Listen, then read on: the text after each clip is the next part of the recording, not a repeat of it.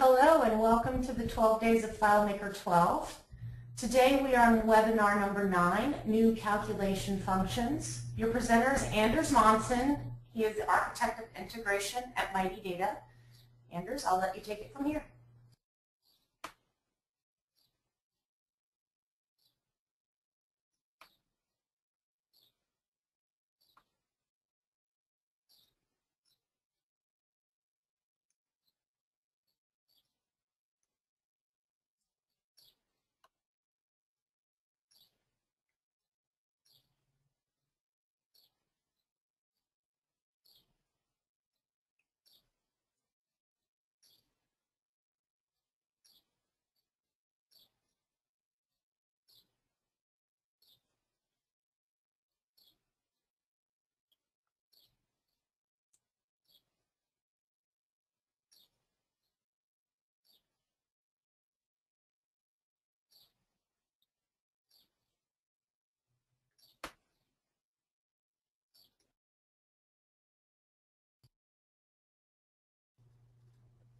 Anders, we have an audio problem. Are you there?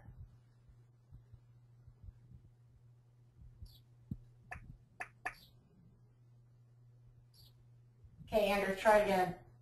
All right, so hopefully everyone can hear me now. All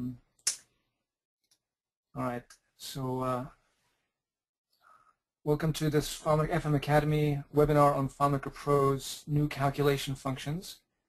Again, if you missed the introduction, my name is Anders Monsen. I'm going to be talking about the new functions that are now available in 12. And, FM Academy is brought to you by a group of 7 companies, including 360works, Anvil DataWorks, IT Solutions, Fiddlehead Software, Logic, Skeleton Key, and MightyData, of which I am a part. So we're now in day 8 of our 12 days of FileMaker 12, and our focus turns to some of the stuff behind the scenes that we're going to see inside FileMaker. And my discussion here is about a series of calculation functions that take advantage of the new features in FileMaker Pro. Plus, there are a couple of uniquely mobile functions for FileMaker Go. And every new version of FileMaker has a few new functions or script steps, but FileMaker 12 has a whole bunch of them, over a dozen, and these cover such areas as dealing with the new container features. There's an ExecuteSQL function, some window styles. We have some FileMaker Go location functions. There's plugin management, some ID functions, tab control functions, connection state, and there's also layout symbols, which I put in brackets here because there aren't truly functions, but they're a different way to access some of the functions. So we're going to go through all of these, and from here on, except for the wrap-up slides, this webinar is going to take almost place entirely in FileMaker, so we can actually see what's going on in there, so that we don't have to jump back and forth between FileMaker and the presentation. I'm going to try to make this window a little bit bigger. Some of the layouts are designed just to be focused on specific things, so they're not too big here. We're going to quickly look at, again, an overview of the functions here so that we can see how this is structured. Because for each of these sections, I'm going to go in and try to do a brief demo or explanation of what the functions do and how they interact with FileMaker. So there are quite a few radical differences in FileMaker 12 from previous versions. And the layout design surface has been mentioned as one big leap forward. But in addition, we now have the ability to store some container data externally in folders, either on the server or on clients. I'm not going to go into too much detail about these containers since that's been covered in other webinars regarding the layout and changes there. But rather look at some of the functions that act upon the container content, primarily images. For example, there's a getHeight and getWidth function, 2 separate functions that allow you to get information about the height and width of the image stored in that container field. Now, one thing to note is that this appears to be in pixels in terms of measurements rather than points, which is a distinction I make because the FileMaker layout measurements are no longer in pixels but in points. So take that for what it is, but that number that is returned from the images, as from what I've looked at, is pixels based on the image size. And another function here is the getThumbnail function, which allows us to create thumbnails of images in container fields with the specified width and height. And then we can use other functions to size that thumbnail. We can specify the numbers, or we can have that in fields, or we can have functions based on the size of the container, etc. The original proportions are maintained, so even if you specify certain numbers in there, they may not always fall into that number that you expect. Finally, there's a verify container function that lets you see the validity of the data stored externally in the container fields. This tells you if the file has been modified or deleted, for example, or if there are no changes, so everything is pure and pristine. And then there's also a question mark returned if the field is not a container field. Let's take a quick look at this container example here. I'm going to insert, oops, I already have that in there. Let me go to my record. So in my container here, I have an image, and I can get the size of that image, the width and height, and I can resize that by putting in values in this field, for example. And note that it, even though the height is 200, because the proportions try to remain as they are, it doesn't always become a 100 to 200 size. So there's some caveats in how you can adjust that thumbnail. Then I also have an image state here. I have not tampered with that image. The images are stored in external locations.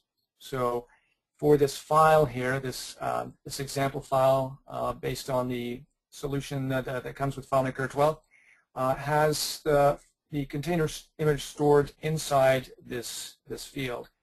If that is tampered with in any way, which I'm not going to deal with right now, but that would then return a different value based on that action. So container functions like this allow us to go through and get information about images that previously were not available as such, so that we can take advantage of those functions.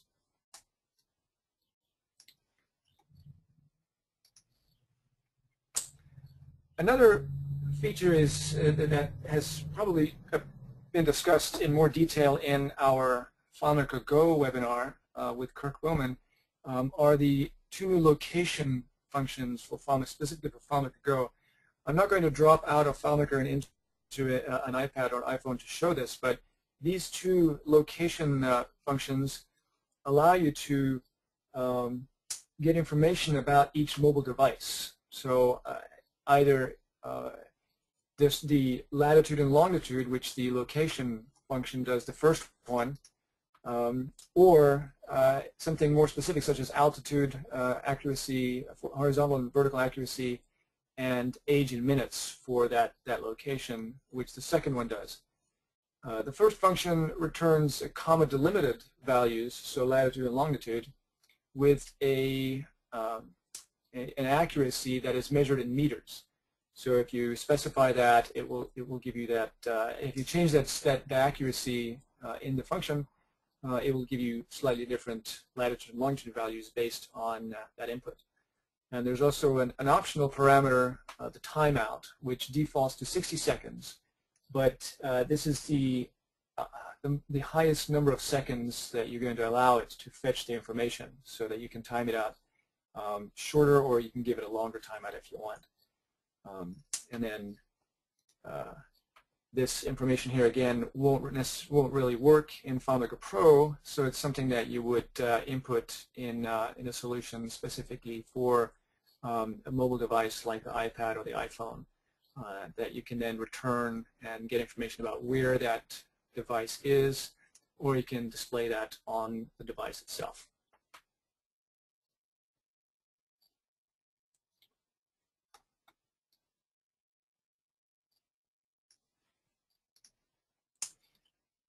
Now, with 12, there's also a new method to update plugins. Gone is the server-based auto update folder, which if anyone has with FileMaker 9 through 11, for example, try to update plugins, everything was done through the server side on the auto update folder with scripts that were written to check that folder, and the plugins were stored on the auto update folder inside subfolders and set up in specific ways. So that ability or feature is no longer present in FileMaker 12. Now plugins are generally installed from a different set of script steps and scripts that you build, and also the plugins are stored in the solution in container fields. So to accompany this, there's a new function that allows you to get the currently set of installed plugins. What this returns is the plugin name, the version number, and the status of that plugin. So for example, if it's enabled, disabled, or ignored, one thing to remember also is that this version number only is returned if it's built into that plugin. So some plugins may not be FileMaker 12 ready yet, and so you need to pay attention to that when you check the status of it. I'm going to go into our data viewer and take a look at this function here. If we get into our get installed FM plugins, this is fairly small text, so I opened it up a little bit in the FileMaker window there, so you can see more clearly what's showing up. But we're seeing a set of plugins that are currently installed, which would be the first value. These are separated by the semicolon, and then the version number of that. So down to whatever version number is listed inside the plugin information, and then whether that is enabled or ignored or disabled, such as this web publishing plugin here and the web access companion here. Those are set up automatically for now. So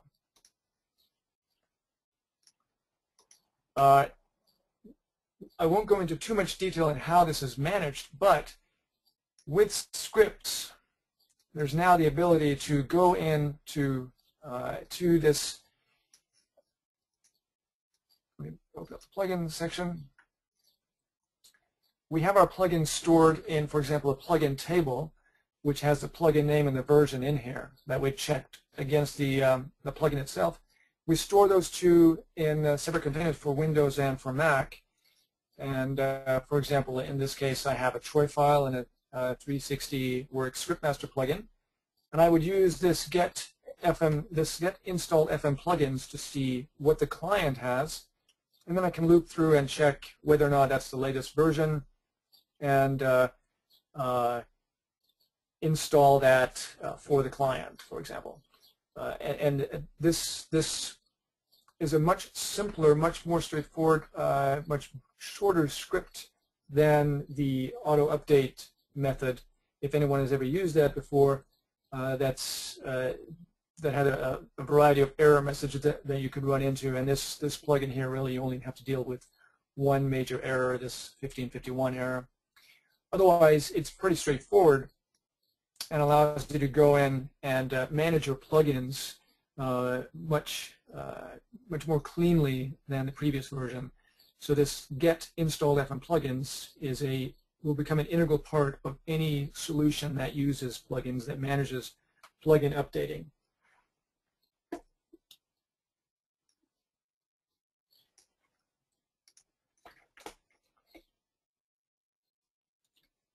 We're going to spend a few more minutes excuse me, on this next function here. Not too much, because in a couple of days, on Thursday this week, on day 9 of FM Academy's 12 Days of FileMaker 12, we have an entire webinar dedicated to this new function. So this ExecuteSQL function has gained quite a bit of excitement in the developer community, but probably also some trepidation and maybe some frustration, because we only have the ability to use the select statement, which, that might be the frustrating part. The other frustrating part might be that we're now using SQL, so we have to learn how to write SQL and deal with a variety of kinds of issues that we run into with SQL.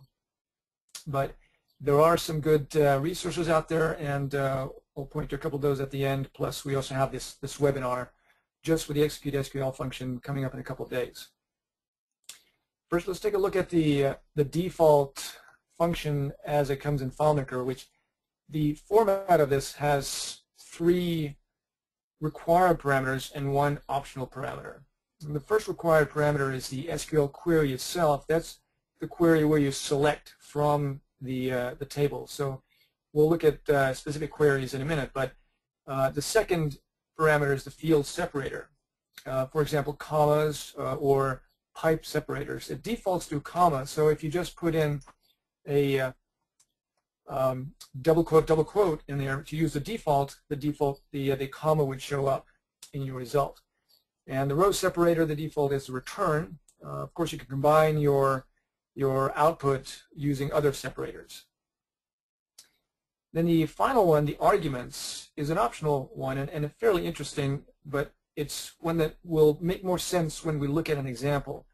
So this one is arguments, a set of arguments that you can put in into your query, and is also one that allows you to make queries specific to records. So let's look at some of the possible examples that we can look at. And I've got 2 different sets of examples that I want to look at. If I build a query in here, I'm just going to start with a select query, for example. So if I say select all, which is the asterisk, from assets, which is one of the tables in the solution, then I can go in and execute that, and it will drop everything into this output here. So that's basically everything, including all the fields, all the contents, and a pretty messy output that we get. So generally, you want to limit that, and instead maybe say select item, which is one of the field values from the table. And I have 3 records in here, so it's just going to pick 3 items, which, if we have a bigger table, which we will see in just a moment, allows you to select more stuff. So the cool thing about executing SQL and the ExecuteSQL function is that it's context-free. So you don't have to be in a specific layout, in a specific location in the database to run these queries. So right now I happen to be in the context of the asset table, because if I go in here into my managed database, it pops directly into the asset table. And so if I can, that's something standard with FileMaker. Yes, ma'am. I'm sorry. Can you see that? I was trying to see what was going on with you. Okay. If I click the link that you sent me, and it popped right up. So let me ask you, what browser are you using, Patricia? I'm using Safari. Priscilla, sorry, I apologize.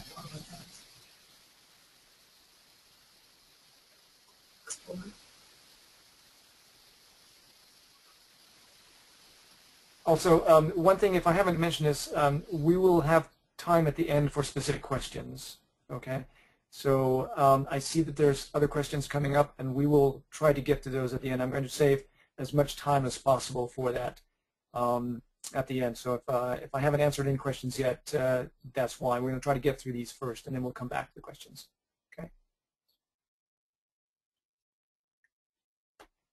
So I'm in the context right now of the assets table, but I will go in and see that I have some other tables in here. For example, a sales order table that has a few more records than my asset table. So since the ExecuteSQL is context-free, I can go into sales orders and do a select from sales orders. Now the item may or may not be in there, and it is, because I set that up so that we would have the same thing here, but the other fields are different.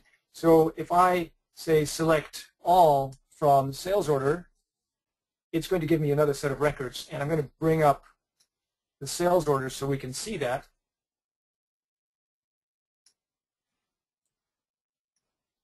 So I'll have these 2 items here. So in my sales orders table, which is in a different location altogether, not connected to the assets, I can query that using the ExecuteSQL, which opens up a ton of possibilities. And we can also do some aggregate functions. Again, I'm not going to spend too much more time on this because I don't want to steal Greg Lane's thunder on Thursday, but I can do a sum here from the units, for example, and get a sum of all the quantity a quantity of units in that table fairly quickly, and through this query we can combine this into scripts, into calculations, into a variety of different features inside FileMaker. So the other thing is, what if I happen to be inside the actual context of that table? So now I'm in my sales orders context, and I want to maybe write a query based off how many other desks there are. So what's the quantity based on the item being desk? Well, I could put that in there into my query, say, show me, select all the total of the units where the item is the desk. But there may be some instances where I want to hide that actual query from anyone taking a look at it. So I can go in and use that optional argument parameter. To do that, I really have to go into the script itself. So excuse me while I get a few windows open here. So now, hopefully everyone can see the small text on this, but this is the ExecuteSQL query inside the specify calculation dialog.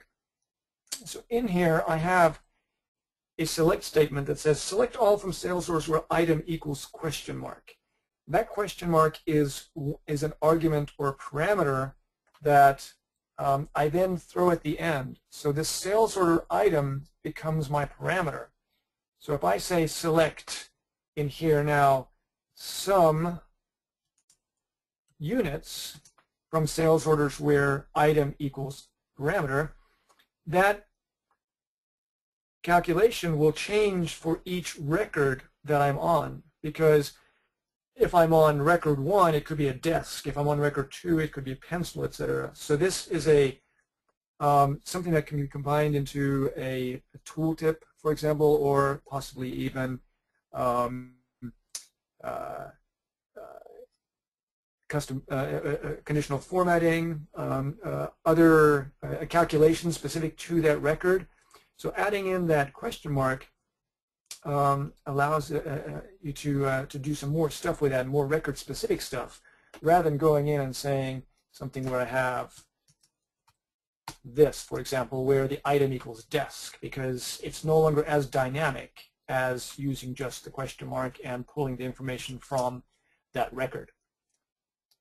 So I execute that script. In here, I'll get 105 for this record and 722 for this record, because I have 722 binders and 105 desks in this table, for example. But again, that's something that is dynamic for each record, and we can go in and set that up once, and it will change each time without you having to change it multiple times. So now going back to the presentation here so that we can continue on with the other functions.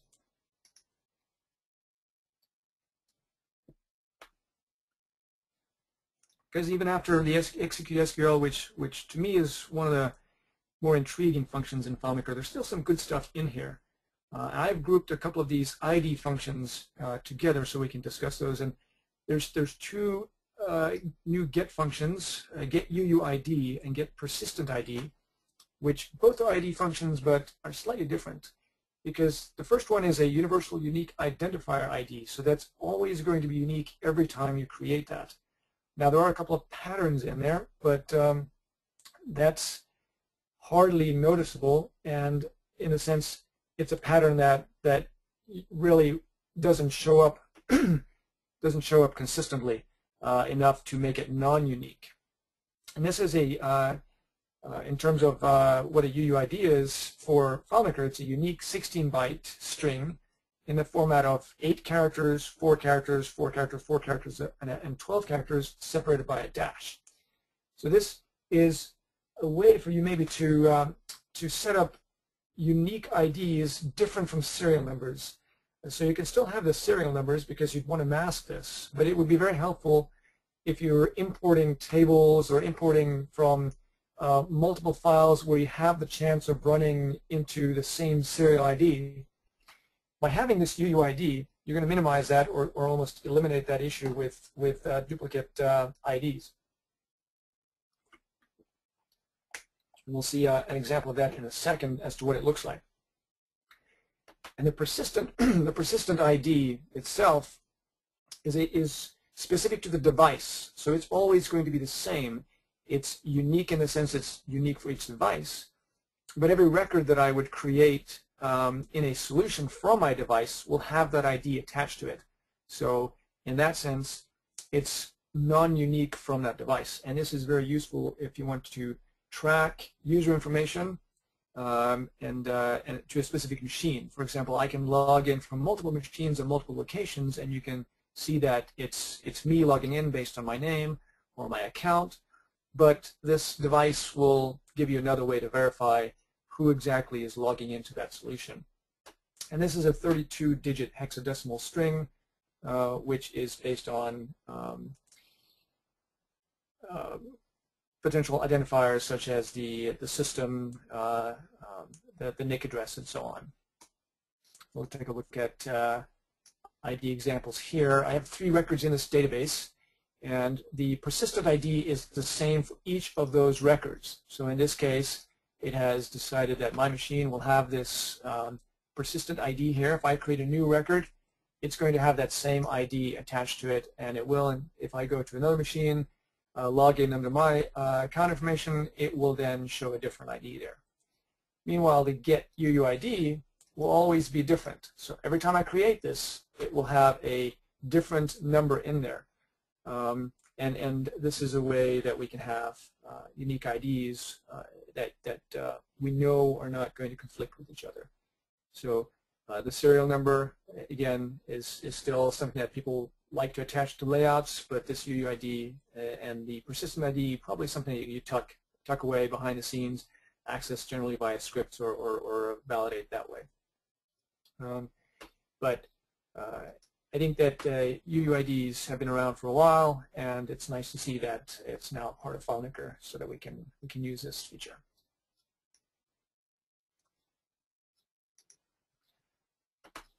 All the functions that we've looked at so far really are ones that we can use right away and go in and even take a look at in the data viewer.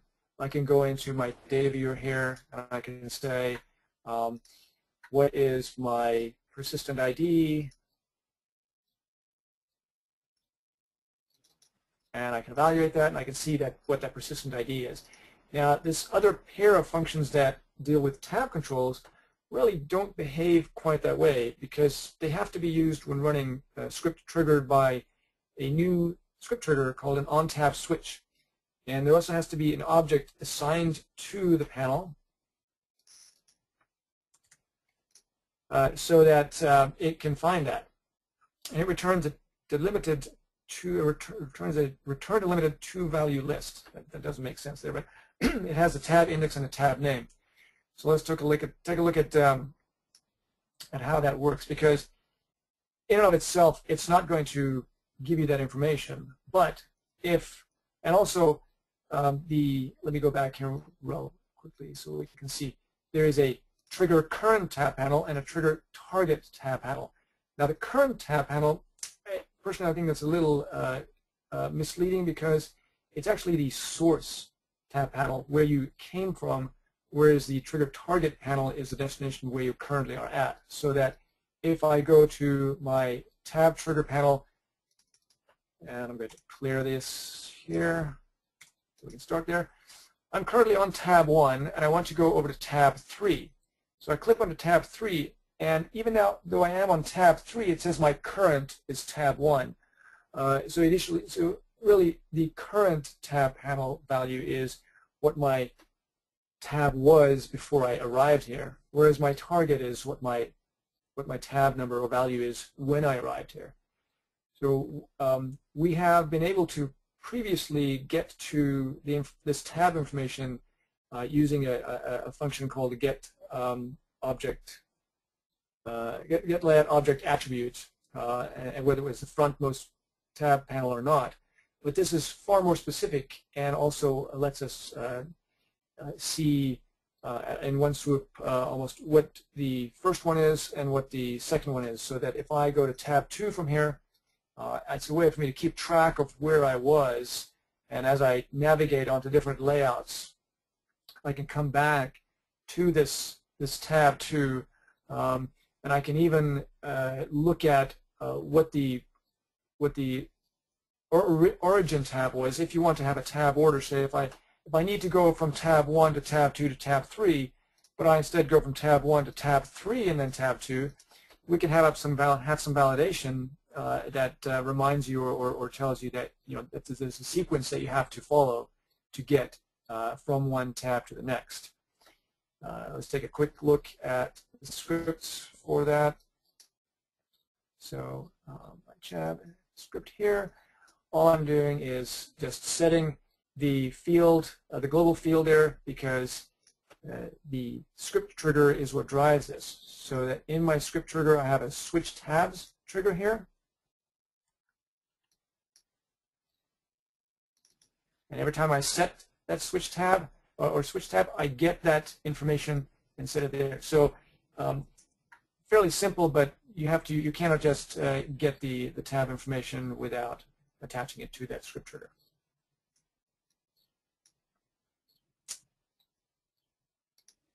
All right. Excuse me. Now there are a couple of other functions that deal with the states or information about something. So the get connection state is one that's useful, especially in conjunction with security or SSL certificates. On a standalone client application or solution like the one we're looking at here, we're not going to get any network state at all because I'm not connected to a server. So it would return just a 0. But if I was connected to a FileMaker server database across the network, and it was a non-secured connection, for example, I have not set up the SSL on that server, it would tell me that it would return a value of 1. And then there are a couple of other values for actually SSL certified servers that return 2 or 3 depending on whether it's a default installation in the certificate or whether it's an actual verified server name. So if your solution requires or has sensitive information, you can check the connection state prior to navigating to layouts or even notify someone based on what the state is for that solution if that becomes an issue. This may not be an issue for you if you don't deal with anything that requires an SSL, but it's good to know that it's out there. The second one is a little bit more intriguing for us if because we're dealing with dialog windows, and in previous versions of FileMaker, every new window that we opened was really a document window. So if I created a new window, if I said as part of my script, I could say new window, and then I could simulate a dialog window. So it would look like a dialog, it would look like a find, I could have a layout that behaved in a certain way, but it essentially was a dialog window. And in order to prevent the user from editing something, we had to resort to some tricks, such as putting the script in a paused state and not letting the user get out of that paused state, hiding that, for example, from our status area, so that it sort of it looked a bit like this, to where the user didn't know that they were in a paused state. Or we would use script triggers that would, on a layout, check to see whether the user had done something before allow it to navigate beyond that. But now, with this being native, we have new options, a floating document window and a dialog window. And those behave somewhat differently. So let me go over and show how that works. I have in here a text box that allows me to type. And if I bring up one of these new dialog windows, so I'm going to bring up my document window here, it will still allow me to type. And in fact, as I click on it, this window becomes highlighted and the other one disappears. So this is how the old dialog windows used to be, where you try to force this to the front so the user couldn't go back and do stuff. But we can still come back here and type, or we can hide this window. Now, if I look at my other option, bringing up a new dialog window type, I can still come back here and type. So this is our floating document. So still comes back and allows me to type. I can move around. I can bring up my script debugger. The floating dialog is still there. I can bring up my scripts. Now the floating dialog one comes on top of that. So this floating document allows me to move around the solution still, but it shows up there. You know, it becomes very useful. You can have it over the side as a menu, or there are other solutions or instances where this becomes fairly useful. The last one is this new dialog window type, which is completely the way that or completely locks the user from coming back to this window here. In fact, when I click on, I cannot do anything. I cannot come back and type in here. I would have to dismiss this window before I could come back. So each of these dialog windows, you know, this function, the window style function, allows you to come and get that information. So if I do get window style, it returns a 0, a 1, or a 2 based on what the state of that window is. And I go into my managed script here to take a look at the window styles.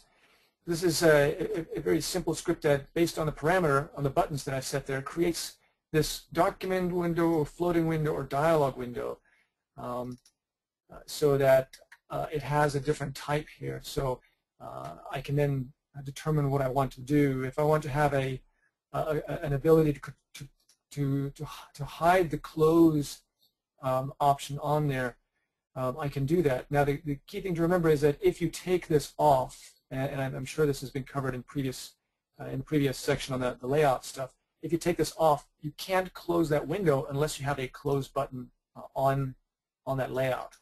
So if I didn't have the option to close that,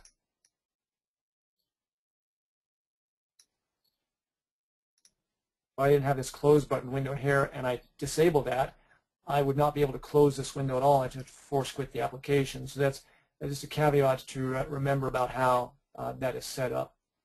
But with that get function in here, we can trap for, use that as a method to trap for that possibly, or see what that is.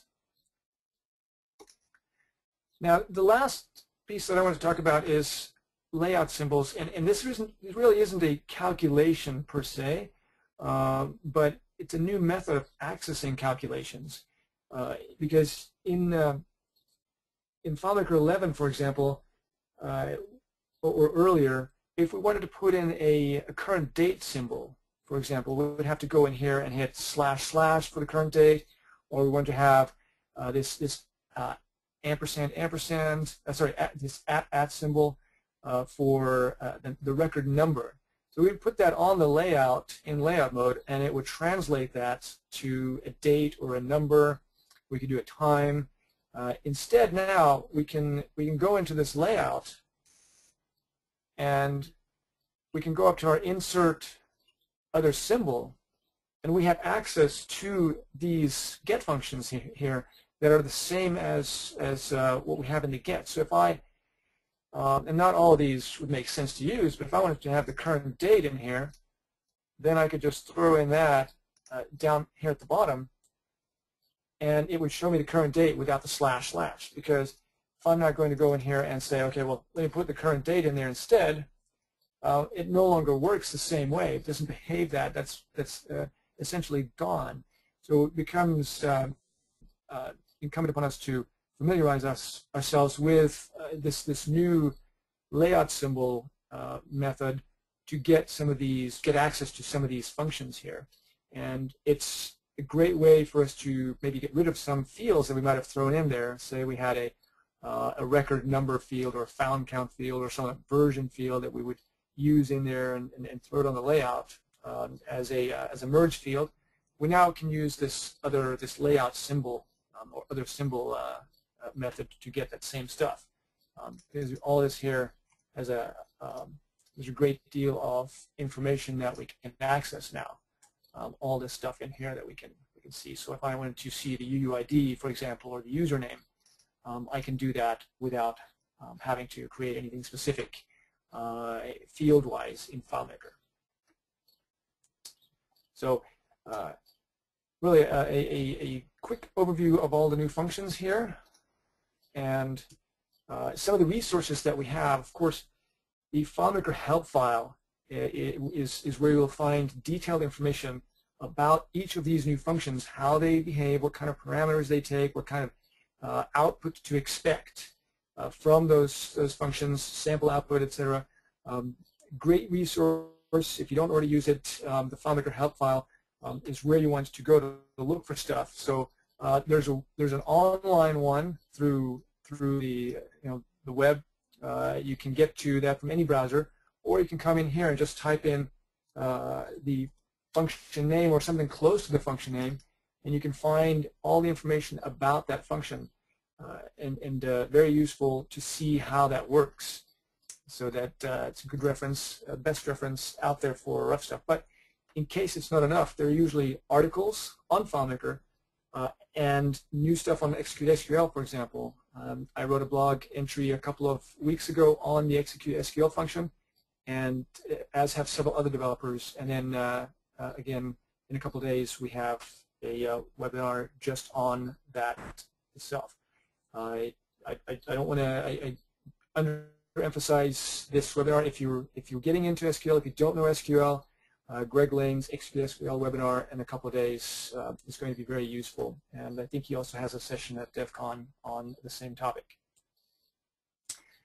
So to stay in sync with FileMaker and our development stuff, we have a contact email and a website and a Twitter handle, and we'll be glad to take any questions you have or shoot us comments on that way. We'll be posting all this stuff as a video on the FM Academy website, so you can review it if this is going to, some of this stuff is going over too quickly. Again, reminder, Thursday, 2 p.m. Eastern, FileMaker 12 ExecuteSQL, and FileMaker Academy's website and MightyData's website.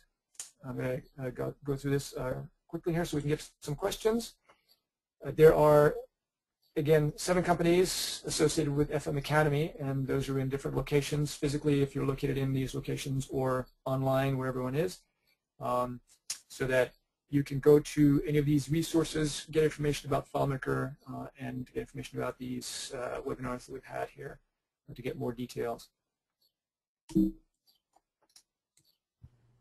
So all right, now, I have a few questions if you're ready. Yep. Okay. The first one comes from Jean, and the question is, my company has a database of 1,000 aircraft illustrations. In FileMaker, we need to maintain the relative dimensions. How could I use get width and get height in the container scripts to maintain proportional dimensions? Well, those proportional dimensions should be in there as part of the thumbnail function. When you go in there and you look at the size, you look at the container example here, this image is in the thumbnail, the proportion is the same. So even if I go in here and I put in a height of 500, it is constrained by the fact that the function maintains that proportion. So that even though, so this value doesn't always work. It will still try to shrink it down to, I think, the initial value here. so that, and it's also in the constraints of the size of this container. So if I come down and set it to something tiny, it's going to maintain that proportion to the size of the smallest value there. So that smallest value is what will determine the portion that. I'm not sure if that answers the question, but generally thumbnails will tend to be smaller than what's on this screen here, which I have a little bit bigger so we can see it on the webinar, but the proportions will tend to be maintained just as part of that function. Okay, let's go to the next one. So there are two questions here about plugins, and one is, does the new plugin installer method require a restart after? No, it does not.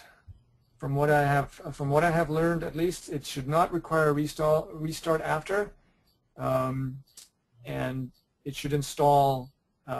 You should be able, and I have done it with this method before. Is I could take the plugins out entirely, or have an older version, and if I don't have the plugins at all, it will install, and then if I have the older version, it will put the new version in there, but it should not require a restart. At least that's something I may have to double check, Right. because I have not had to do that. So again, there may be exceptions. Okay. Next question: what is the greatest accuracy you can request in meters?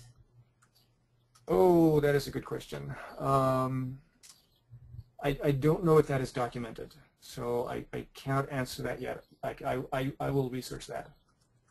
Okay. About get persistent ID. How is this function generated? If I format my PC or reinstall FileMaker, will I get another value? Is the value related to hardware or software?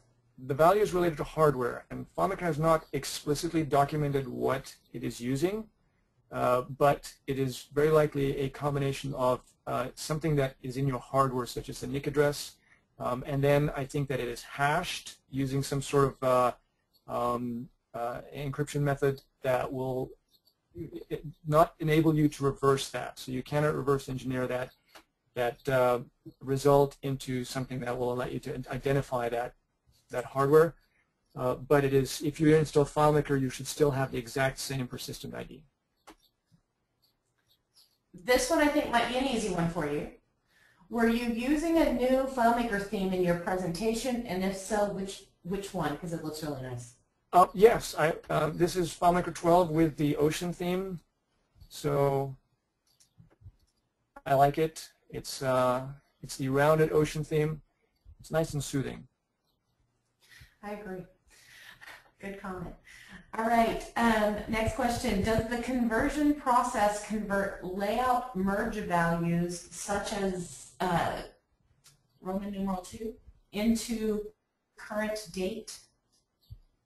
If you mean the // Yes. then yes, the answer is yes. It should convert that into current date.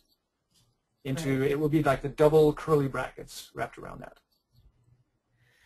Will the file conversion process change the old layout symbols to the new layout symbol format on all the existing layouts? Yes, it will. Because they do not work with 12 any longer. All right. There's someone wondering if anyone has a way to move super container documents into FileMaker 12 containers if you're trying to move away from super container. Do you have any advice on that?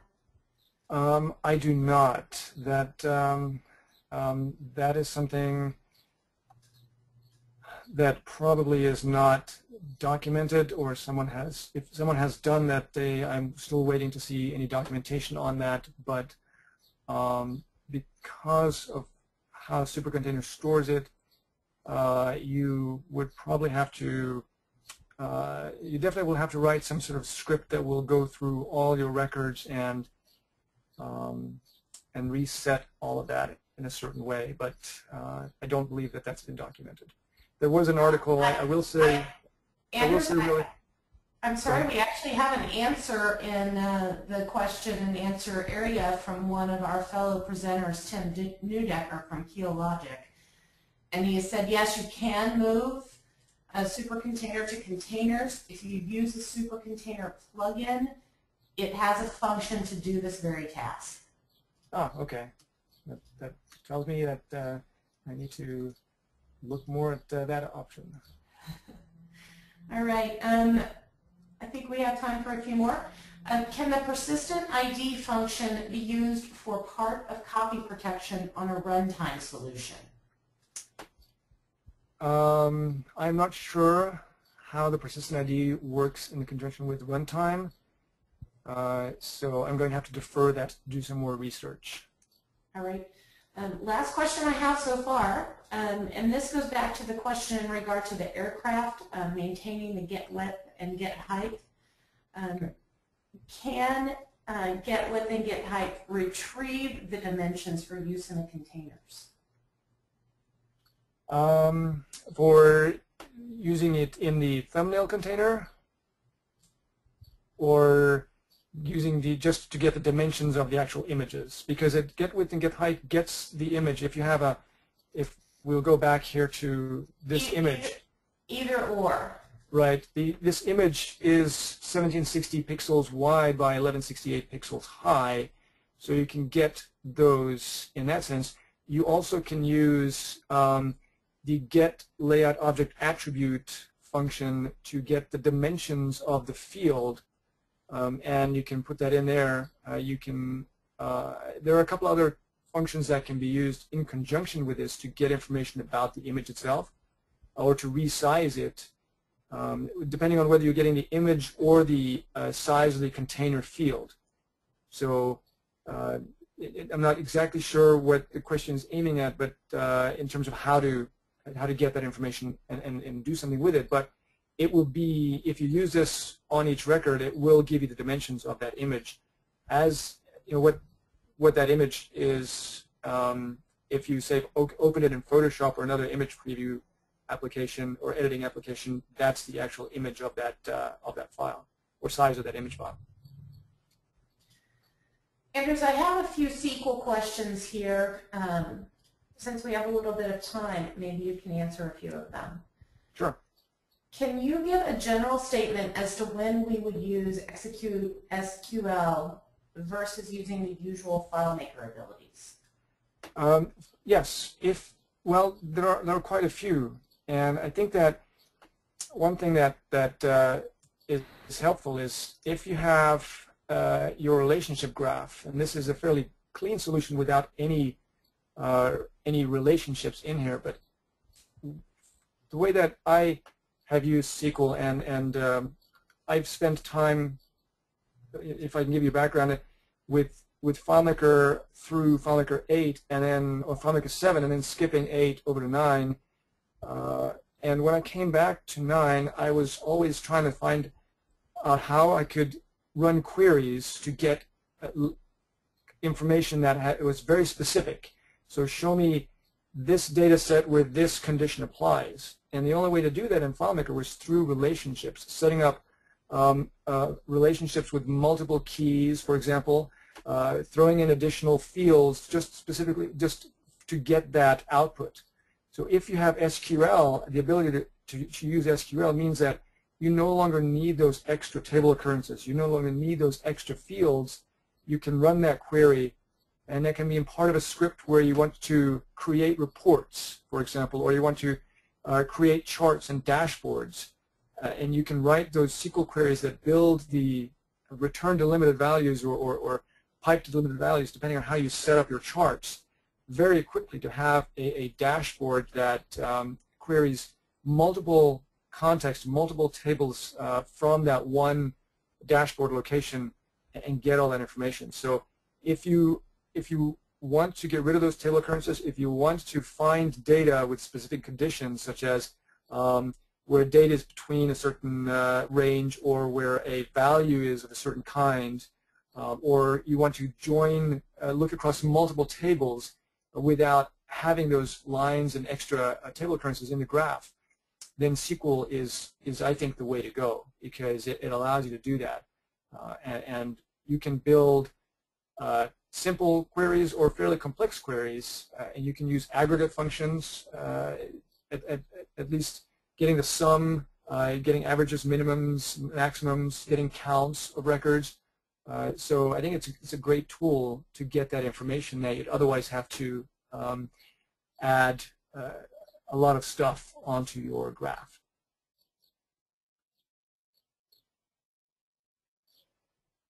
All right. We have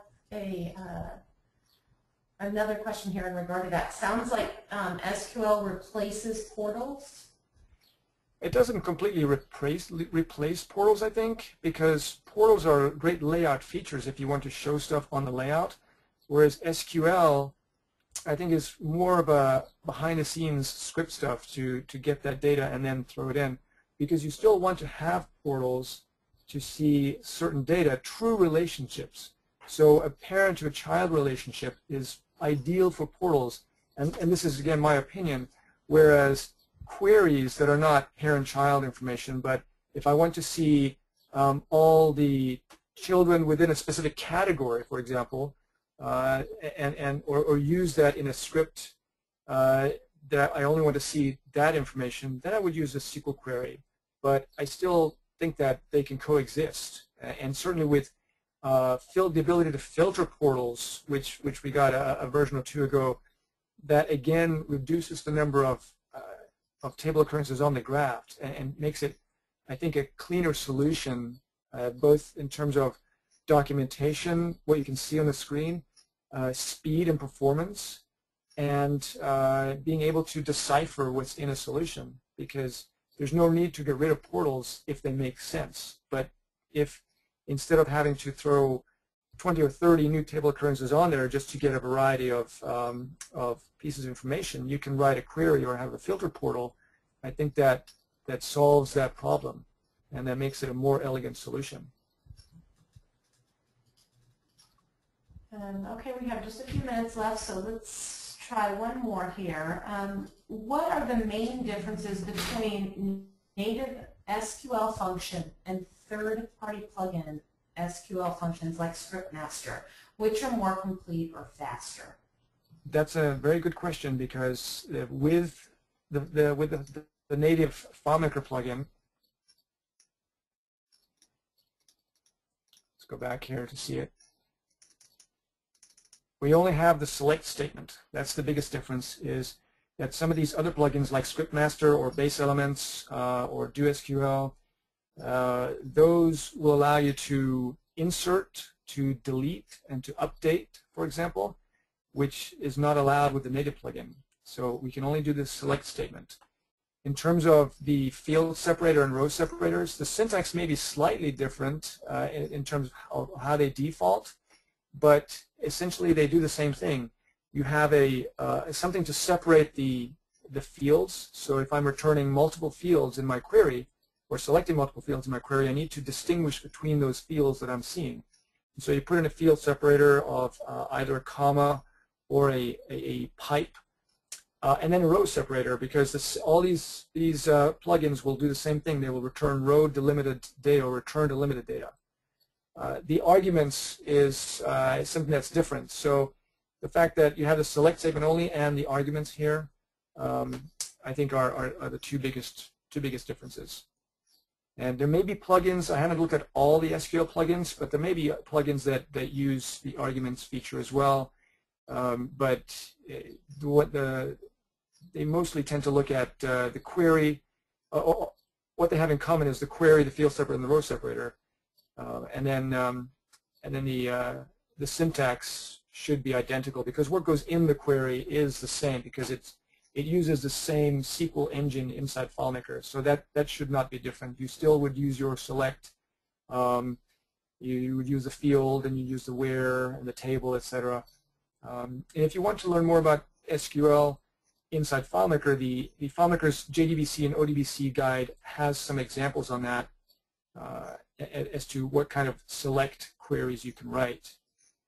I also want to say one more thing about SQL is there are certain reserved words that you should not use in your query, or if you use them, then you want to escape those with double quotes. I'm sure that Greg will talk about that on Thursday, because there are caveats they have to keep in mind when actually writing more SQL queries than what was shown here. And I think that kind of ties in. We have several more questions, but they are all about ExecuteSQL. Please join us on Thursday. Greg can answer most of your questions and probably will during his presentation. And I think that's all we have time for. All right, well, thank you all for watching.